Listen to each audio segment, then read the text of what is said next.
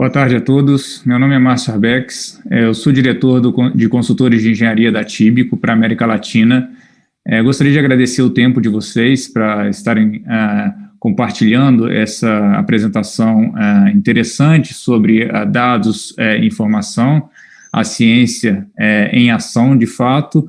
Antes de mais nada, eu queria fazer um briefing aqui sobre a Tíbico como empresa, né, uma empresa que já está há mais de 20 anos no mercado, com sede em Palo Alto, na Califórnia, que driva três principais pilares no uso da tecnologia, um no que diz respeito a barramentos e conexões de dados, um segundo pilar no que diz respeito a analytics, em todo o uso de machine learning, inteligências artificiais, e um terceiro sobre a nossa filosofia de gerenciamento de dados, que toca como a gente pode e deve orquestrar os dados de forma mais eficaz para a entrega de valor.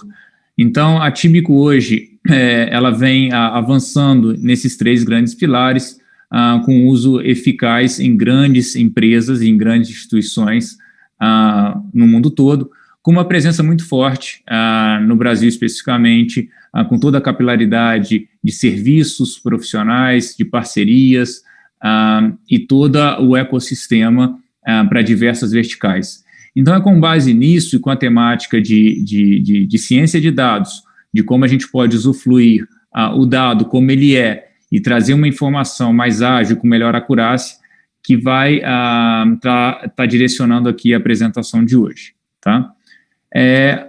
Para contextualizar esse momento com vocês, a gente resolveu colocar três grandes pontos muito abrangentes e que está totalmente em voga nos dias atuais, a começar por toda, digamos, a complicação do mundo virtual, corroborado aí pela questão da pandemia, né? E o tão quanto as pessoas hoje têm sido tocadas, né, dentro dessa transformação digital.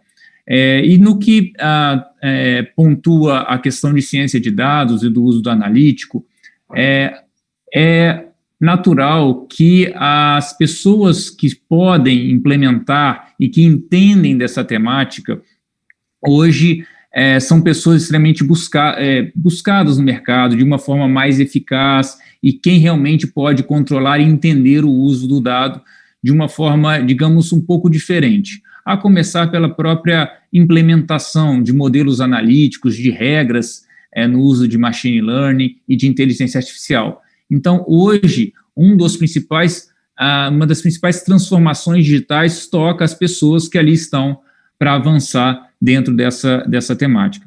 Por outro lado, o uso que a gente chama aqui de uso do capital, né? Então, a gente sabe que à medida em que a possibilidade de novas empresas de estarem mais abrangentes no uso da tecnologia, seja das grandes empresas e seja das empresas pequenas, digamos aí as startups, fazem uso melhor da tecnologia e que são plataformas, digamos, de ponta ou plataformas emergentes.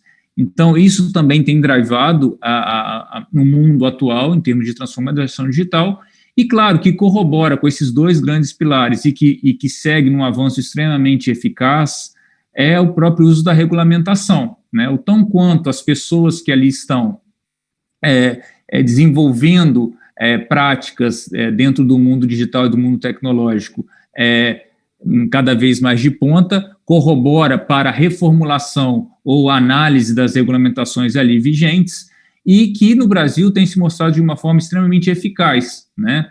O tão quanto as novas leis têm corroborado para o avanço, seja das pessoas e seja pelo uso do capital, de novo, com as novas empresas ou com a adaptação das empresas já de grande porte no avanço dessas novas tecnologias.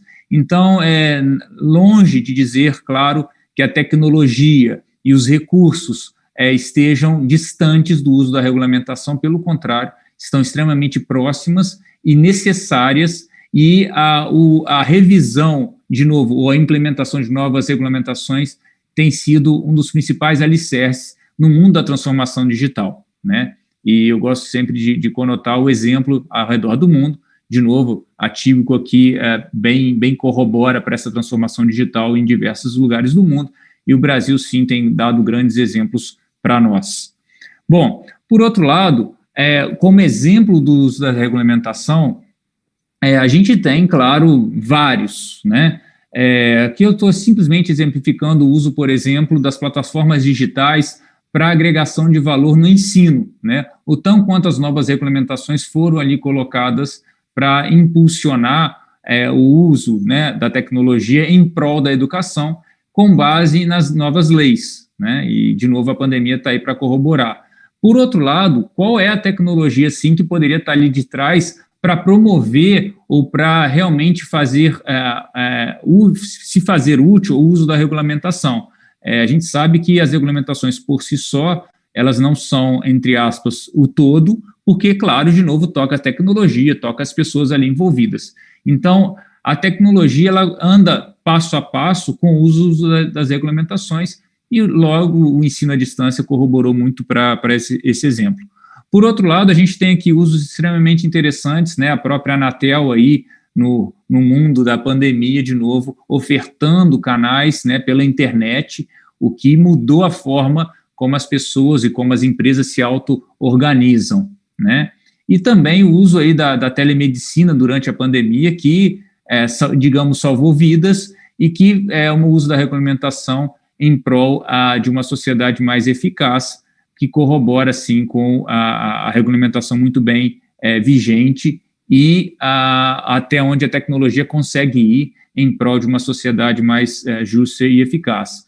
Então, 3 grandes pontos que a gente coloca que a tecnologia, como sendo uma plataforma de ponta, pode ajudar no uso de grandes tecnologias em prol de uma sociedade, e ali sim está a regulamentação por detrás.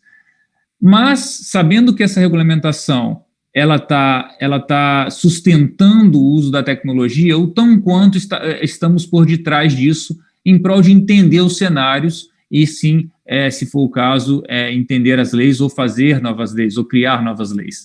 Então, a gente sabe que a base do alicerce disso tudo toca dados, né? E o porquê dos dados? Porque os dados estão ali para corroborar no uso, na transformação de um determinado entendimento, seja pela análise do dado de uma forma bem estruturada, ou seja pela análise do dado de uma forma em que eu consiga ver mais do que aquilo que eu já estou vendo, né?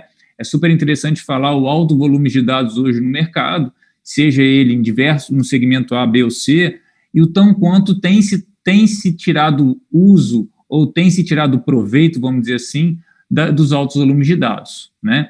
Então, quando a gente depara com o uso desses altos volumes, uma das grandes problemáticas, mais do que consumir, ver painéis, e ver dashboards, e ver gráficos, na verdade, a preparação desse dado, né? O tão quanto esse dado deve ser limpo, deve ser transformado, deve ser tratado, deve ser juntado com outras fontes de dados, para que aí sim seja útil para uma determinada tomada de decisão.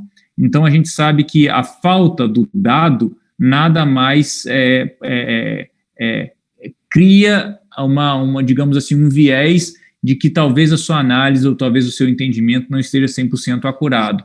Então, ter um ferramental hoje capaz de transformar esse dado, de preparar ele para o melhor uso, tocando aqui até mesmo um tema super em voga, que é a democratização do dado, tem se tornado uma das grandes dificuldades em qualquer instituição. E não só aquele dado na qual eu conheço, na qual eu domino, ou na qual ele me pertence, mas, na verdade, tocar dados que está fora da minha linha de cobertura. Por exemplo, consumir dados de uma rede social, né? Esse dado não me pertence, mas eu tenho que consumir esse dado para fazer para se tornar mais acurado as minhas determinadas análises. Então, tem um ferramental capaz de passar por esses pilares de conexão, preparação e transformação do dado, é um quesito extremamente importante dentro dessa temática de transformação digital. Por outro lado, o uso desse dado, ele não está único exclusivamente, né, para preparação, ou que seja para a transformação, para ficar ali parado, estagnado. Claro que a gente quer tirar proveito disso, E o analítico tradicional, que seja o BI, ou que seja um analítico que eu consiga olhar para trás, ele começa uma jornada analítica, né? Eu entendendo o que aconteceu, eu entendendo como foi meu determinado comportamento, como alguma coisa aconteceu. Então, na verdade, o olhar para trás, ele é extremamente oportuno e importante nessa jornada, capaz de provar aquilo que já se pensava, né? Ou provar de uma forma ipsis literis, de uma forma que ele realmente é aquilo que é, mas o avanço dessa jornada, ela toca um avanço mais profundo do que vai vir a acontecer, um olhar do próximo dia, o próximo passo. Se as coisas têm caminhado assim no olhar para trás, o que será no olhar para frente, né? Então, de uma forma mais prescritiva, de uma forma mais descritiva, a gente começa a entrar no mundo, digamos assim, de uma análise avançada que toca muito a ciência de dados. Ou seja, se aquilo tudo começar a vir a acontecer, o tão quanto devemos estar preparados. Então, a gente sabe que há diversas regras aqui que estão por trás do mundo da ciência de dados, regras de mineração de dados, regras de minerações de textos, né, principalmente, para tentar entender o tão quanto as coisas estão drivando o futuro. Mas ter também só modelos, digamos, no final do dia, matemáticos, para drivar esse futuro dentro do mundo de ciência de dados, se ele não for colocado dentro do mundo real, ou seja, dentro do tempo real, esse modelo nada mais do que vai dar esses insights futuros, mas não vai entrar em produção. Ele não vai ser digamos, afetado por uma ação ser verdadeira ou falsa, se ele não for colocado em tempo real, o que a gente chama aqui do Streaming Analytics. Então, repara, essas três grandes fases, de uma forma sumarizada, ela olho para trás, tenho minhas determinadas interpretações, a partir dali crio os meus modelos que me retomam o que será no futuro, e esses modelos, se eles devem ser colocados em produção, o que a gente chama do Streaming Analytics. Então, essas três conotações tocam a jornada analítica, e é importante entender qual é o momento da jornada analítica em que eu vivo hoje, né? Talvez hoje eu vivo num momento do analítico tradicional, do olhar para trás, e um próximo avanço, o que eu devo fazer. Ou eu já estou na ciência de dados, mas eu deveria talvez pensar no Streaming Analytics. Então, essa jornada é supernatural, né? Claro que há diversas implicações e não é simples, mas ela é de uma forma natural, desenvolvida entre as instituições, para aí sim tirar proveito do uso do dado, que a gente sabe que é de uma forma extremamente heterogênea e extremamente complicado, o que eu conoto aqui como um grande Big Data sendo consumido por diversas plataformas analíticas. Tá? Como exemplo disso, né, de uma forma que a gente comece essa jornada, né, que a gente toca de novo esse BI tradicional e que ele é um tradicional de uma forma muito mais prática, a gente coloca algumas características extremamente essenciais. Por exemplo, a visualização do dado, o uso do GeoAnalytics, né, que é extremamente importante em decisões no que toca às questões realmente geográficas, demográficas, o uso de um analítico que possa realmente fazer o que a gente chama de drill down. Eu começo a entender o dado do dado e chego ali nas minhas respectivas conclusões, o tão quanto eu consigo ser colaborativo, ou seja, uma análise ela não deve estar somente sobre um determinado grupo ou uma determinada pessoa, ela deve estar de uma forma corporativa, ela tem que ser disseminada, ela tem que ser distribuída.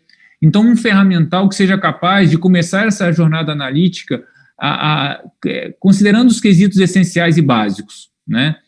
Muitas das vezes, adoções de plataformas em que ela não está ali somente para drivar uma determinada necessidade, mas muitas das vezes percebe-se alguns, digamos, buracos dentro dessa jornada, em que ali sim já foi definida uma arquitetura corporativa, digamos, tecnológica, e voltar para trás e refazer tudo, sim, é uma grande perda. Então, entender os quesitos, seja eles essenciais ou de um futuro a curto, médio e longo prazo, para uma arquitetura tecnológica fácil, extremamente interessante e necessário dentro da jornada analítica.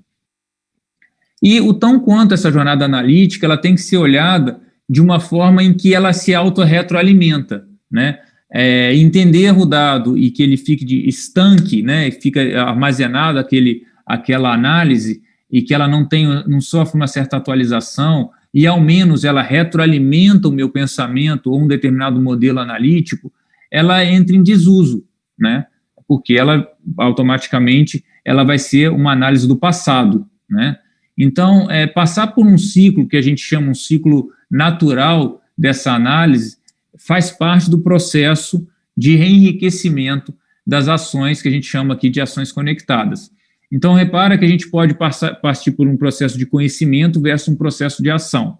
Na camada de conhecimento, é natural em que a gente se conecta ao dado e comece a fazer determinadas análises. Só que essas análises a gente entende que ela pode ter certos ruídos, ela pode ter certos, digamos, lixos no aspecto do dado, em que é necessário que seja feita uma limpeza, né?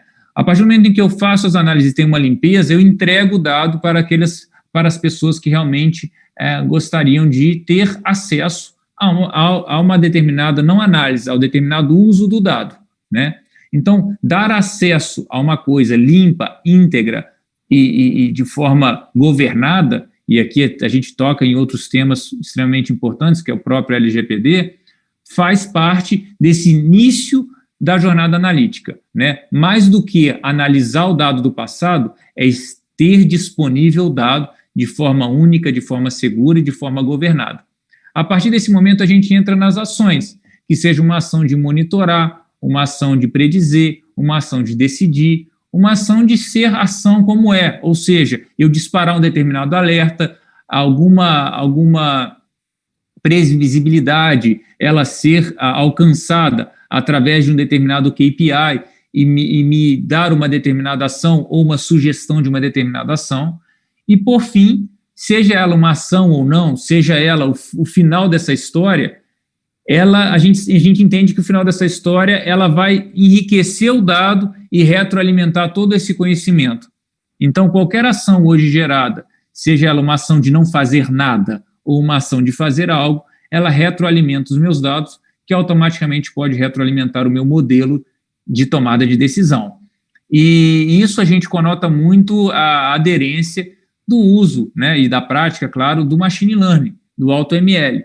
Ou seja, o tão quanto os dados se autoaprendem, capaz de mexerem aí sim nas minhas variáveis decisórias, capaz de ser mais útil e ágil dentro da minha tomada de decisões. Então, esse fluxo é um fluxo analítico crucial, tá, dentro do quesito da jornada analítica, e o tão quanto as grandes tecnologias e as grandes empresas, e claro, as grandes instituições, têm olhado com esse viés, seja num futuro de médio a longo prazo, porque, mais uma vez, a ter essa orquestração ou toda essa arquitetura muito bem estipulada e colocada em produção não é uma tarefa simples, e grandes empresas têm chegado nesses desafios, na qual a Típico tem corroborado para o avanço e uso dessas tecnologias. Tá?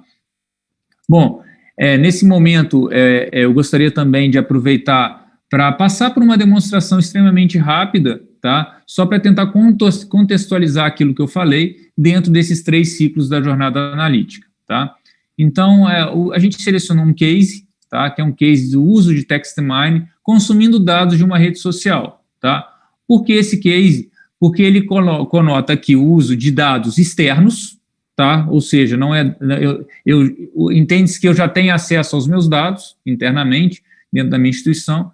Então, fazer o uso do dado externo é um desafio hoje. Então, tão quanto o ferramental consegue ir em outros silos de dados para enriquecer o meu conhecimento, e também o uso do texto, que, pela sua própria natureza, ele é complexo, ele é complicado, dentro da temática subjetiva do uso de palavras, seja também através do uso de limpeza do dado. Por exemplo, você tem palavras que não deveriam ser consideradas, exemplo aqui, uma preposição, um artigo, você tem pontuações que devem ser consideradas ou desconsideradas.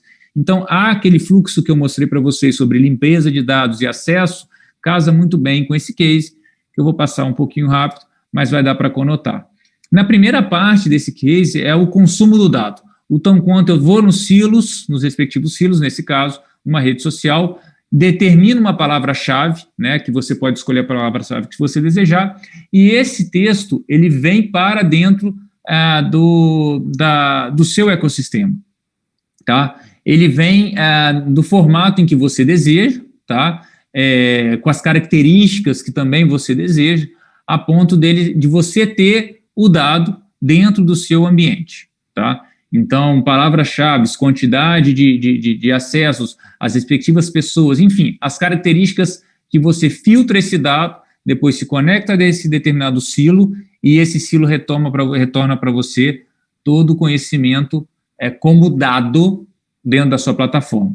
A partir dali, você pode começar a trabalhar de diversas formas, né? Dentro do software aqui que eu estou mostrando para vocês, esse software já faz a limpeza e transformações de forma automática, o que ajuda muito no primeiro passo para a gente começar a ter insights e começar a filtrar e começar a fazer determinadas pesquisas, de novo, de forma básica, dentro daquele primeiro pilar da jornada analítica, tá? Então, o tão quanto palavras estão próximas umas das outras, o tão quanto a palavra tem mais significância dentro de um determinado texto, a gente já começa por aqui, dando esse exemplo para vocês. Por outro lado, alguns outros tipos de características extremamente oportunas. Por exemplo, quem mais falou sobre determinado tema, né? Ou seja, quem, nesse caso, como é uma rede social, quem mais foi um influenciador de um determinado tema pesquisado, né? Ou quem mais não só influenciou, porque foi ali retuitado, no caso desse exemplo, mas quem mais colocou palavras-chave dentro da minha pesquisa, tá? Então, quanto essas palavras foram também ranqueadas, né? Pesos para determinadas palavras, não só pela sua respectiva contagem, mas palavras altamente significativas dentro de uma frase. Então, palavras fortes podem conotar muito bem a fortaleza da palavra, enfim, que eu estou pesquisando, tá?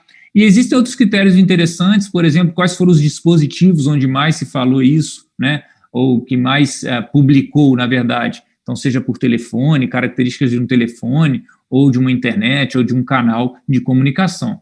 Então, é interessante, talvez, dentro de uma rede social, saber o que está se falando, mas também pelas formas e quem são as pessoas, pelos meios. Então, ter essa conotação de característica inicial dentro dessa jornada. Por outro lado, olhando um pouco mais para frente de diagnóstico, o tão quanto essas palavras, por exemplo, podem ser agrupadas, né? Seja agrupadas para eu entender a fortaleza desses grupos, ou seja, não só das palavras sozinhas como são, né? Mas também no momento do dia em que essas palavras foram, ou esse conjunto de palavras foram mais distribuídas, né? Ou mais lidas. Então, você entender qual ao longo do tempo que essas palavras foram ditas, não só para entender qual o momento de uma determinada notícia que foi dada ao mercado, mas também se eu deveria inferir naquele determinado momento de uma rede social. Por exemplo, estamos falando em 4 coisas extremamente oportunas, certas, ou digamos erradas, e um determinado canal, via um marketing ou via uma outra plataforma, pode nessa rede social ali inferir, né? Então, é super importante saber o aspecto temporal de um grupo de palavras dentro dessa temática. Por outro lado, o tão quanto a relação dessas palavras tem, não em termos de proximidade dentro de um texto, mas em termos de peso dessas palavras. Então, tão quanto uma palavra, ela para mim, é a principal, e tão quanto as outras ali corroboram para essa força, né? Isso também é super interessante no aspecto descritivo dessas determinadas palavras dentro dessa conotação da demo que toca aqui o uso de dados de uma rede social. Por outro lado, a clusterização também dentro de um contexto não de um cluster formado por 4 palavras, ou por 5, ou por 6 palavras, não, mas, na verdade, uma clusterização totalmente agnóstica pelo formato do cluster. E aqui a gente tem, basicamente, um cluster hierárquico que vai dividindo as palavras como são, na verdade, de uma forma de trás para frente, agrupando as palavras, seja pela proximidade, pela relação entre elas, o que conota, assim, grandes grupos. Esses grupos de palavras, eles podem ser muito bem colocados em tempo real para ficar monitorando as redes sociais e me alertar caso aconteça alguma coisa. Então, você imagina que você tem um conjunto de palavras extremamente específicos, seja ela para você entender se está falando mal ou ruim de você, por exemplo, ou de uma determinada instituição, e a ponto que se esse grupo for realmente atingir um determinado número de posts, vamos dizer assim, eu poderia ser muito bem alertado, o que poderia me dar uma certa proatividade para inferir em uma determinada rede social. Então, de novo, passando pela jornada analítica, eu tentei exemplificar para vocês aqui essas 3 grandes fases, tá? Entendimento, criação de um modelo que seja através de uma clusterização e colocar esse modelo em tempo real, se assim desejar, para tornar mais efetivo a ciência do dado, tá? Bom, eu queria agradecer o momento, tá, dessa apresentação. A gente tocou aqui em uma vertente da Tíbico como empresa, tá, que é uma vertente que a gente chama de novo de Predict, é uma vertente que toca todo esse ciclo da jornada. Por outro lado, só para reforçar, a gente tem 2 outras grandes vertentes extremamente fortes dentro da tecnologia, né, justamente para tocar a conotação de aplicações, processos e pessoas dentro de um único viés, né, e gostaria também de convidar vocês para visitar o nosso stand virtual, tá? E que vocês tenham um excelente evento, e agradeço muito o tempo. Estamos disponíveis, meu e-mail está aqui, através da Tíbico, para estar seguindo ou fazendo sugestões, estudando qualquer desafio hoje dentro das instituições em que vocês estiverem. Mais uma vez, muito obrigado e um bom evento para todos.